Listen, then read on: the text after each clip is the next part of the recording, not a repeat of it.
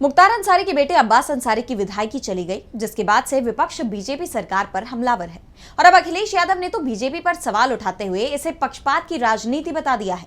तो आखिर क्या कुछ बोले हैं अखिलेश, देखिए इस रिपोर्ट में। समाजवादी पार्टी के अध्यक्ष अखिलेश यादव ने अब्बास अंसारी की सदस्यता रद्द होने पर बीजेपी को जमकर घेरा। उन्होंने आरोप लगा दिया कि सिर्फ समाजवादियों की ही सदस्यता रद्द होती है। इसके साथ ही उन्होंने कहा कि सरकार ने जानबूझकर अब्बास अंसारी की सदस्यता रद्द की है।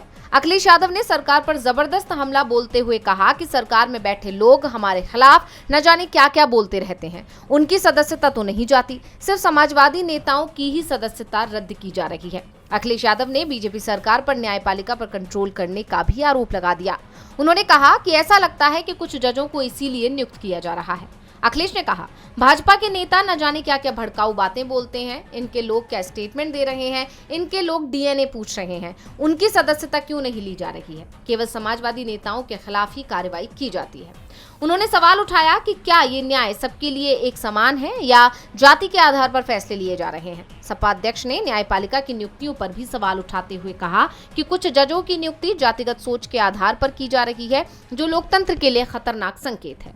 दरअसल मऊ से विधायक अब्बास अंसारी की विधायकी एक हेट स्पीच केस में दोषी ठहराए जाने के बाद समाप्त कर दी गई।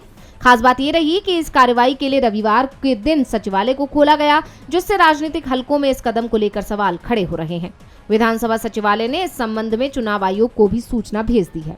अब मऊ सीट पर उपचुनाव की प्रक्रिया शुरू होने की संभावना है।